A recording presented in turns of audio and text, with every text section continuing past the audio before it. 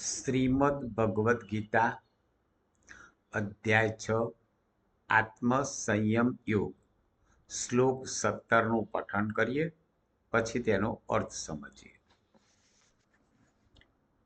યુક્તાહાર વિહારસ્ય યુક્તચેષ્ટસ્ય કર્મસુ યુક્ત સ્વપ્નાવબોધસ્ય યોગો ભવતિ દુઃખઃ. અર્થાત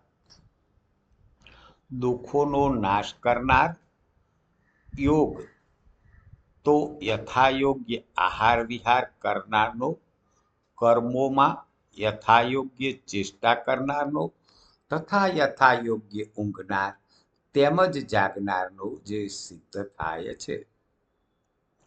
અહીં કૃષ્ણ ભગવાન અર્જુનજીને યોગ કેવા હોવા જોઈએ તે સમજાવે છે, યોગી કેવા હોવા જોઈએ તે પણ સમજાવે છે.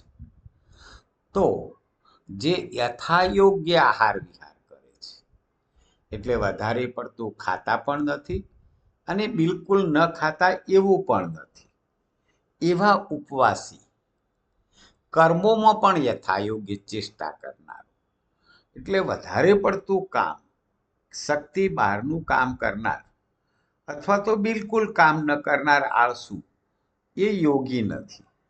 યથાયોગ્ય કર્મ કરનાર યોગી છે. અને એ જ રીતે યથાયોગ્ય ઊંઘનાર તેમજ યથાયોગ્ય જાગનાર એનો જ યોગ સિદ્ધ થાય છે. અને એવો યોગ દુઃખોનો નાશ કરનાર છે. તો કોઈ પણ વસ્તુ પ્રમાણસર કરવી જોઈએ, ન વધારે પડતી ન ઓછી પડતી, નહીં તો એનું પરિણામ યોગ્ય નથી મળતું. સાચો યોગી એ છે કે કોઈ પણ પ્રક્રિયા પ્રમાણસર કરે. જય શ્રી કૃષ્ણ.